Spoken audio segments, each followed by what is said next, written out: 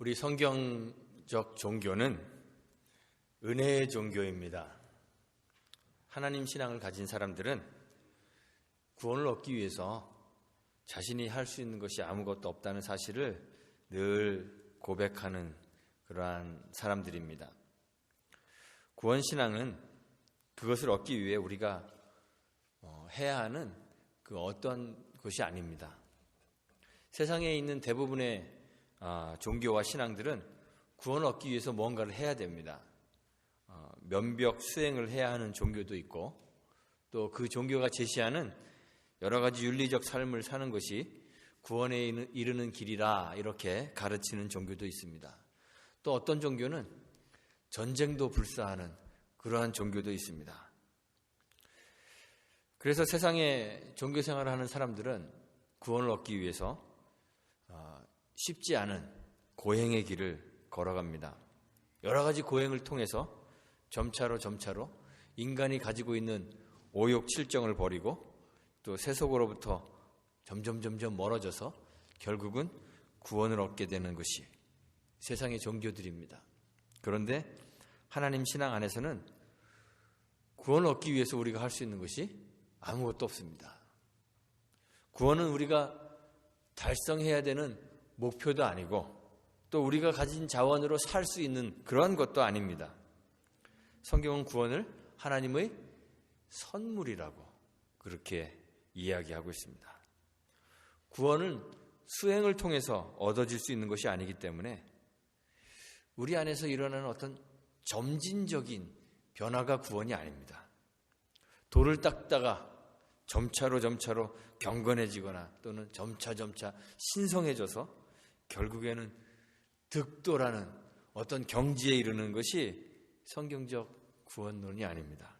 구원은 그렇게 점진적으로 얻어지는 것이 아니라 어느 순간에 우리에게 선물로 주어지는 것입니다. 그래서 신앙에는 중간지대가 없습니다. 하나님을 대적하는 자 아니면 하나님의 백성입니다. 둘 중에 하나밖에 없습니다. 그 중간에서 하나님 백성이 되고자 수행하는 그러한 구도자는 없습니다. 검정색 아니면 그냥 바로 흰색입니다.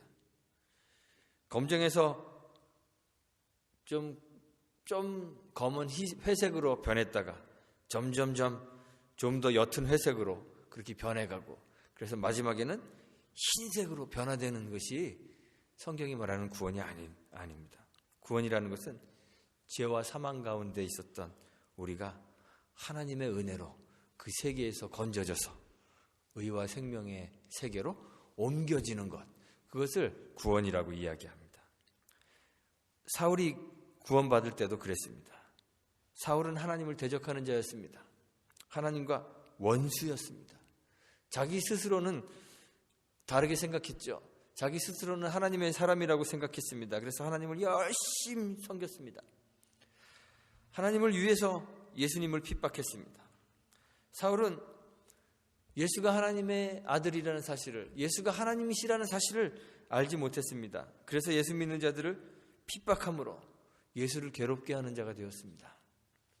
예수 믿는 자를 잡아서 옥에 가두고 그들을 고문하였습니다. 예수님께서 요한복음 16장 2절부터 3절에서 말씀하신 것이 있습니다. 마지막 때가 될 때 사람들이 너희를 출회할 뿐만 아니라 교회에서 내쫓을 뿐만 아니라 유대교에서 내쫓을 뿐만 아니라 때가 이르면 무릇 너희를 죽이는 자가 생각하기를 이것이 하나님을 섬기는 예라 하리라. 저희가 이런 일을 할 것은 아버지와 나를 알지 못함이라. 예수님이 말씀하셨습니다. 예수의 사람들을 핍박하면서 사람들은 그것을 하나님을 위해서 하는 것이라 이렇게 생각했죠. 사울도 그랬습니다. 그런데 그것이 하나님을 위해서 하는 것이라 할지라도 하나님을 알지 못하는 것입니다. 하나님을 대적하는 것입니다. 사울은 하나님을 대적하는 사람이었습니다. 그런데 예수님께서 그를 찾아가셨습니다. 다메섹으로 올라가는 길 한가운데서 예수님께서 이 사울을 만나 주셨습니다. 예수님 자신을 하나님으로 계시하셨습니다. 그래서 사울은 자기가 핍박하던 예수를 하나님으로 그냥 받아들여야만 했습니다. 사울이 얼마나 혼란스러웠을지 여러분들 짐작할 수 있겠습니까? 어렴풋이 우리는 짐작할 수 있을 것 같아요. 지금까지 하나님의 선택받은 백성으로 하나님의 사람으로 살아왔습니다. 율법의 의로는 흠이 없는 삶을 살았다 자기가 이렇게 자부하듯이 얼마나 치열하게 하나님 섬기는 삶을 살았는지 우리는 알 수 있습니다. 성경을 통해서. 그런데 그동안 알고 있었던 하나님에 대한 지식들을 다 버려야 되게 되었습니다. 신명기 6장에 이스라엘아 들으라, 우리 하나님 여호와는 오직 하나인 여호와시니 너는 마음을 다하고 성품을 다하고 힘을 다하여 내 하나님 여호와를 사랑하라고 했습니다. 오직 하나인 여호와 하나님이라고 했습니다. 그 하나인 여호와 하나님을 섬기기 위하여 스스로 하나님이라고 자칭하던 그 예수를 핍박하였는데 이제는 유이신 하나님 사상과 오직 하나님이신 그 여호와 하나님과 하나님의 본체이신 그리스도를 동시에 함께 이해해야만 하게 되었습니다. 얼마나 혼란스러울까요?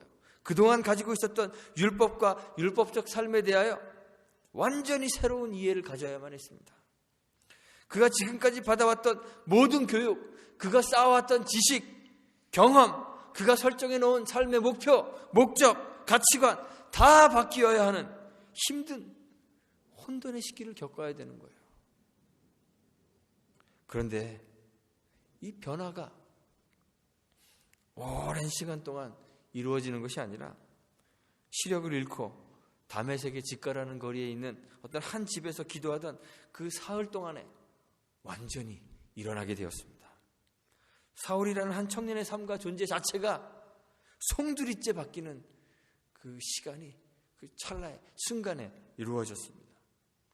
하나님의 선지자 아나니아가 그 집에 들어가서 사울에게 안수하였습니다. 17절에 보니까 형제 사울아, 주 곧 내가 오는 길에서 나타나시던 예수께서 나를 보내어 너로 다시 보게 하시고 성령으로 충만하게 하신다 말하였습니다. 그러자 사울의 눈에서 비늘 같은 것이 벗겨져 내리고 어두워졌던 눈이 다시 밝혀져 보게 되었습니다. 예수의 이름으로 세례를 받았습니다. 그리고 그리스도의 제자들과 함께 거기 며칠을 머물며 건강을 회복하게 되었습니다. 그가 하나님 대적하는 하나님의 원수에서 하나님의 사람으로 바뀌는데 오랜 시간 점진적 과정을 거치지 않았습니다. 하나님의 부르심이 있었고 그 즉시로 그의 제자가 되었고 복음 전하는 자가 되었습니다. 20절 말씀해 보니까 즉시로 회당에서 예수의 하나님의 아들 되심을 전파하였다고 기록하고 있습니다. 그가 너무나도 갑작스럽게 극적으로 변화되었기 때문에 사람들도 그냥 다 놀라버렸습니다. 예수 믿는 자를 결박하여 대제사장들에게 끌고 가려고 다메섹으로 왔던 사울이었는데 그가 한순간 변화되어서 너무도 급작스럽게 변화되어서 그 변화가 너무나 급하게 이루어져서 사람들이 의아해할 정도가 되었습니다. 이 사람이 예루살렘에서 이 이름 부르는 사람을 잔해하던 자가 아니냐 놀라며 그의 의도를 의심하는 사람들이 생겼습니다. 사람들이 당황했어요. 그런데 사람들의 이런 반응에도 아랑곳하지 않고 오히려 사울은 힘을 더 얻어서 예수를 그리스도라 증명하였고 그래서 다메섹에 살고 있었던 유대인들을 굴복시켰다 그랬습니다. 구원이라는 것은요, 구도자의 길을 걸어야 얻어지는 것이 아닙니다. 우리는 구원을 우리가 획득해야 되는 어떤 것이라고 생각합니다. 하나님이 심판관이 되어서 우리에게 점수를 매기실 텐데 그 커트라인이 80점인지 또는 70점일지 아니면 60점일지 우리 잘 알지 못하지만 구원에 이르기에 충분한 의를 쌓아가야 점수를 쌓아야 그래야 구원 얻을 수 있다고 생각합니다. 그 점수를 얻기 위해서 노력하죠. 점차 점수가 쌓이면 구원을 얻을 것이라고 그렇게 생각합니다. 그렇게 믿습니다. 그런데 구원은 우리의 의를 쌓아서 얻어지는 것이 아닙니다. 아무리 우리의 경건과 의의 탑을 높이 쌓아도 우리가 쌓은 그 의의 탑으로 하늘까지 도달하게 할 수 있는 능력이 우리에게 없습니다. 불가능합니다. 우리의 의를 쌓아서 구원을 얻으려는 것은 그 옛날에 신할 평지에서 벽돌을 구워서 성과 대를 쌓아 그 꼭대기를 하늘에 닿게 하자 이야기했었던 바벨의 그 건축자들처럼 실패할 수밖에 없습니다. 우리를 구원하는 것은 우리가 쌓아놓은 의가 아니라 우리에게 베푸시는 하나님의 의입니다. 하나님의 의가 우리를 구원합니다. 그리스도를 통해서 선물로 주어지는 그 하나님의 의가 우리를 구원하는 것입니다. 우리가 하나님 앞에서 점차로 의로워지는 것이 아니라 주의 부르심이 있을 때 하나님의 의가 우리에게 선물로 주어져서 단번에 의로운 자로 변화되는 것입니다. 의의 재판장이신 하나님이 우리를 의롭다고 판결해 주시는 그 의의 선언에 의해서 우리가 의로워지는 것입니다. 의인이 되는 것입니다. 이것을 칭의라 그러죠. 사울의 삶을 한번 보십시오. 사울의 삶을 보면 지금까지 그가 그리스도를 위해 한 것이 없습니다. 그리스도를 위하여 복음의 삶을 산 적이 없습니다. 성도의 교제를 나누며 형제된 그리스도인들에게 사랑을 베푼 적도 없습니다. 예수님을 통해 하나님께 예배한 적도 없습니다. 오히려 예수를 핍박했습니다. 그런데 그 노력 없이, 의의 축적 없이 사울은 예수님과의 만남을 통해 의롭게 되었습니다. 참 의로운 하나님의 백성이 되었습니다. 우리도 내가 하고 있는 신앙생활 또는 높은 수준의 도덕적 삶, 자기를 희생하여 삶을 나누는 봉사와 섬김의 삶, 이런 나의 노력이나 열심으로 구원을 얻을 수 있다고 생각하는 그러한 착각을 버려야 합니다. 교만을 버려야 합니다. 교만은요, 다른 사람들 앞에서 뻐기고 자기의 소유를 자랑하는 것이 교만이 아닙니다. 교만이라는 것은 내 힘으로 구원 얻을 수 있다는 생각을 가지게 되는 것, 그것이 바로 교만입니다.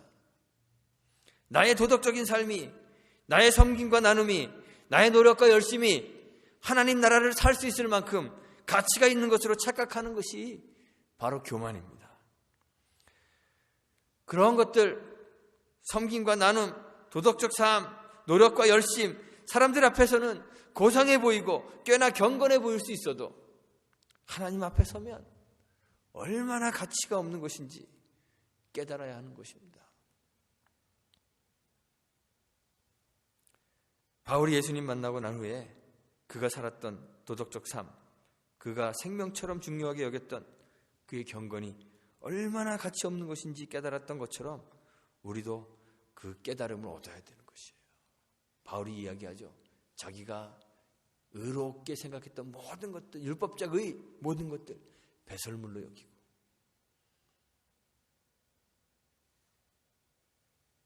버리는 것이죠. 우리의 노력과 열심이 우리를 조금 더 의롭게 만들지 못한다는 사실을 우리가 깨닫기 때문에 주님과의 만남 없이는 철저히 경건한 삶을 살아도 여전히 죄인이라는 사실을 인정해야 하는 것입니다. 깨달아야 하는 것입니다.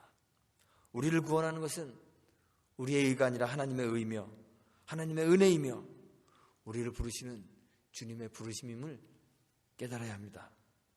주님의 부르심에 노출되는 순간 우리는 그리스도의 사람이 되는 것입니다. 하나님 나라의 백성이 되는 것입니다. 우리의 존재가 변화하는 것입니다. 즉시로 죄와 사망의 세계에서 건져내어져 의와 생명의 세계로 옮겨지는 것입니다. 이것이 바로 구원입니다. 여러분들 구원 받으셨습니까? 의로우십니까? 구원 받았습니까? 아멘 하시면 의로운 자가 되셨습니까에 아멘 하셔야 되는 거예요. 하나님이 우리의 죄를 더 이상 보지 않기로 작정하시고 우리를 의롭다 칭해 주셨기 때문에 그렇습니다. 여러분들은 다 의로운 자가 되었습니다. 그러면 이제 의로운 자의 삶을 살아야 되는 것이죠. 구원이 은혜로 단번에 얻어지는 것처럼 구원받은 자로서 거룩한 삶을 향하여 살아가는 결단도 단번에 시작되어야 되는 것입니다. 삶이 변화되는 것, 경건한 삶을 사는 것, 도덕적 삶을 사는 것, 하나님과 교회를 위하여 헌신하고 수고하며 열심을 내는 것, 이것이 구원받은 결과로 나타나야 됩니다. 그런데 천천히 나타나는 것이 아니라, 서서히 나타나는 것이 아니라 즉시 나타나야 합니다. 사울도 이러한 삶의 변화가 즉시로 나타났습니다. 즉시로 예수를 그리스도로 전파했습니다. 20절에 아까 읽었는데요, 그를 죽이려는 사람들도 생겼는데 생명의 위협 속에서도 복음적 삶을 살았습니다. 하나님의 백성이 된 즉시 그는 생명도 내어놓는 헌신의 길에 들어갔습니다. 삶의 변화는 구원의 조건이 아니지만 구원의 결과입니다. 점진적 삶의 변화를 통해 구원의 점차로 가까워지는 것이 아닙니다. 하나님의 부르심으로 사망에서 생명으로 옮겨지는 구원이 즉시로 일어나며 구원 얻어 하나님의 백성이 된 즉시 극적인 삶의 변화와 결단이 동시에 요구되는 것이에요. 예수의 부름을 받은 사람들이 그랬습니다. 서서히 예수님을 쫓아가지 않았습니다. 예수님께서 제자들을 부르실 때 이제부터 노력해서 점차 삶을 바꿔야 된다, 제자들에게 그렇게 말씀하지 않으셨습니다. 처음부터 결단과 헌신을 요구하셨습니다. 결단과 헌신이라는 것 참 힘든 일이니까, 자, 그러면 이제 아주 작고 쉬운 일부터 천천히 시작해요. 헌신을 연습하고, 그리고 나중에 점차 큰 일에 헌신해야 되겠다. 주님이 그렇게 제자들에게 말씀하지 않았습니다. 주님의 부르심을 받았을 때 그 즉시로 제자가 되었습니다. 부르심을 받은 자들 가운데 그 부르심을 거역한 사람들이 한 사람도 없습니다. 하나님의 부르심이라는 것은요, 무조건적인 선택입니다. 무조건적으로 선택하시고, 그 선택은 저항할 수 없는 불가항력적 은혜입니다. 그리고 그 부름을 받으면 그 즉시로 결단하여 헌신하게 됩니다. 제자들 가운데는 배를 그리고 그물을 버려두고 주님을 좇은 사람이 있습니다. 부침과 배를 버려두고 주님을 좇은 사람도 있습니다. 세관을 박차고 일어나 주님을 좇아야 했던 사람도 있습니다. 어떤 조직에 들어갈 때 그 조직이 정해놓은 규칙들이 있을 거예요. 그런데 그 조직이 정해놓은 규칙들을 지키기 쉬운 것부터 점진적으로 지켜나가도 되겠습니다, 이렇게 허용해주는 집단이 있을까요? 조직에 가입하는 순간 그 조직의 모든 규칙들을 다 지켜야 되는 거예요. 한 나라의 시민권을 받게 되면 그 즉시로 그 나라의 법들을 다 지켜야 되는 것입니다. 당연한 것입니다. 처음이니까, 시민권 받은 지 얼마 되지 않으셨으니까 이제 쉬운 법부터 조금씩 지켜나가고, 적응이 되면 크고 어려운 법도 지키셔요, 이렇게 해주는 나라는 한 나라도 없습니다. 하나님 나라의 백성이 되는 것도 그렇습니다. 하나님의 부르심을 받아 그의 백성이 되는 순간 그 사람은 존재의 변화를 경험하는 것이에요. 하나님 백성이 되는 것입니다. 의로운 자가 되는 것입니다. 새 사람이 되는 것입니다. 영원한 하나님 나라의 시민이 되어 시민권을 받은 것입니다. 그러면 그 순간부터 하나님 나라의 법을 지켜야 됩니다. 변화된 삶을 살아야 되는 것이에요. 오늘날 우리가 살고 있는 세상의 문화를 보면 대리만족의 문화 같다는 그런 생각이 제가 들 때가 있습니다. 구경하면서 대리만족하는 거예요. 영화를 보면서 내가 신데렐라 같은 사람도 되고, 또 백설공주도 되고, 영화를 보면서 남자들은 나쁜 남자도 돼보고, 또 영웅도, 히어로도 돼봅니다. 운동도 그렇죠. 나는 잘 못하는데 프로 선수들이 경기하는 거 보면서 내 마음이 그라운드를 누벼요. 만족을 느끼는 거예요. 진짜 있었던 일인지 모르지만 구한말에 서양인들이 땀을 뻘뻘 흘리면서 테니스 치는 것을 보면서 우리나라 양반들이 그랬다 그러잖아요. 혀를 찌릿하면서 날도 더운데 하인들 시켜서 뛰게 할 것이지. 그랬단 말이 있습니다. 근데 신앙도 대리만족을 하려고 합니다. 목사들에게, 제가 목사에서 하는 얘기예요. 목사들에게, 성직자들에게 높은 신앙적, 윤리적 수준의 삶을 요구합니다. 그게 잘못됐다는 말이 아닙니다. 목사니까 높은 신앙적 삶을 살아야 되죠. 높은 도덕적 수준의 삶을 살아야 됩니다. 당연한 것입니다. 그런데 문제는 일반 신자들은 그렇게 높은 수준의 신앙의 삶을 살지 않아도 괜찮다고 생각해버리는 것입니다. 그게 당연하다고 생각하는 것이 문제입니다. 직분이 올라갈수록 높은 수준의 헌신이 필요하다고 생각하는 신앙의 계층화가 문제라는 것입니다. 그런데 법이라는 것은요, 누구에게나 동등한 것입니다. 목사에게, 장로에게 요구되는 그 높은 최고 수준의 신앙적 삶, 도덕적 삶이 사실은 성경이 모든 그리스도인들에게 요구하고 있는 삶이라는 것이에요. 너희는 이 세대를 본받지 말고 오직 마음을 새롭게 함으로 변화를 받아 하나님의 선하시고 기뻐하시고 온전하신 뜻이 무엇인지 분별하도록 하라. 이 말씀은 신앙의 연수가 오래된 직분자들에게 주어지는 말씀이 아니라 신앙의 연수에 관계없이 오늘 지금 이 순간 신앙의 길에 들어선 사람이라 할지라도 그를 포함한 모든 사람에게 요구하시는 하나님의 말씀인 거예요. 목사가 11조 해야 되면, 제가 11조 해야 된단 말이 아니에요. 목사가 11조 해야 된다고 그렇게 생각하시면 그렇게 생각하는 사람들도 11조 해야 되는 거예요. 그렇죠? 목사가 도덕적으로 바른 삶을 살아야 된다고 생각하시면 그렇게 생각하시는 분들도 그런 삶을 사셔야 되는 거예요. 우리는 하나님의 은혜로 구원 얻은 사람들입니다. 우리가 우리의 노력이나 열심으로 우리의 의를 쌓아서 구원을 얻으려 한다면 영원한 세월을 구도자의 길을 걸어도 결코 구원에 이를 수 없습니다. 그런데 하나님이 우리를 선택하셔서 죄와 사망의 세력 안에서 죽어 있었던 우리를 건져내시고 의와 생명의 세계로 옮기신 것이죠. 그렇다면 이제 우리는 즉시로 복음적 삶을 살아야 됩니다. 신앙의 삶을 사셔야 합니다. 나는 성직자나 고위 직분자가 아니기 때문에, 나는 장로가 아니기 때문에, 나는 권사가 아니기 때문에 최고 수준의 신앙적 삶을 살지 않아도 된다고 생각하지 마세요. 그런 생각하지 마십시오. 삶의 변화가 예수를 구주로 받아들이는 순간 즉각적으로 시작되어야 됩니다. 어떤 사람들은 그래요. 나는 아직 잘 몰라서 어떻게 사는 것이 성경적 삶인지 신앙적 삶인지 잘 모르겠다고 얘기하는 사람도 있습니다. 그런데 그렇게 말하지 마십시오.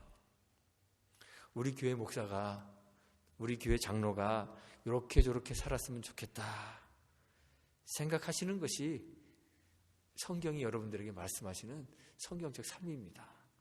그렇게 사십시오. 구원받은 자로서 거룩한 성경적 삶이 우리의 신앙과 삶에서 나타날 수 있게 되기를 간절히 바랍니다. 사울의 삶은 그것을 보여줍니다. 하나님께서 그를 만나셔서 즉시로 변화시켜 주시고, 그리고 그 즉시로 신앙의 삶을 살 수 있도록 결단하도록 만드셨습니다. 하나님이 우리를 부르셨다면 우리 역시 부르심을 받는 순간 거룩한 자로, 의로운 자로 변화되었습니다. 여러분들은 다 하나님의 자녀이고 의로운 자가 되셨습니다. 그렇다면 이제 의로운 삶을, 거룩한 삶을 사십시오. 여러분들이 신앙의 연수가 높은 사람들에게 요구하는 그 의로운 삶이 사실은 여러분들에게 요구되는 주님의 말씀인 것을 기억하십시오. 목사에게 요구하는, 장로님에게 요구하는 그 거룩한 삶을 여러분도 사실 수 있게 되기를 간절히 바랍니다. 바울에게 일어났던 그 존재의 변화와 그 삶의 변화가 저와 여러분들 가운데도 일어날 수 있게 되기를 주님의 이름으로 축원하고 부탁드리겠습니다. 기도하겠습니다. 하나님 감사합니다. 영원한 죄악 가운데 영원한 죽음 안에 있었던 저희들, 저항할 수 없는 그 하나님의 은혜를 베푸셔서 건져내시고 의와 생명의 나라에 옮겨 심어주셔서 새로운 거룩한 존재로 거듭나게 하시고 새로운 삶을 살 수 있도록 은혜 주신 것 감사합니다. 우리가 아직 의롭게 변화되었다는 사실을 깨닫지 못하고 아직도 여전히 죄의 백성들처럼 살고 있는 그런 사람들이 없는지 우리 자신을 돌아볼 수 있도록 은혜 베풀어 주시고 우리를 의롭게 하신 그 하나님의 은혜를 깨닫게 하시며 의로워진 자로서 의로운 삶의 결단을 내리는 믿음의 사람들 되도록 주님 도와주시기를 원합니다. 우리 교회의 모든 성도들이 열심으로 거룩한 삶을 살아가는 믿음의 사람들 될 수 있도록 은혜 베풀어 주옵소서. 구원을 누리며 구원을 이루어가는 주의 백성들 되도록 주님 함께하여 주옵소서. 예수님의 이름으로 기도합니다. 아멘.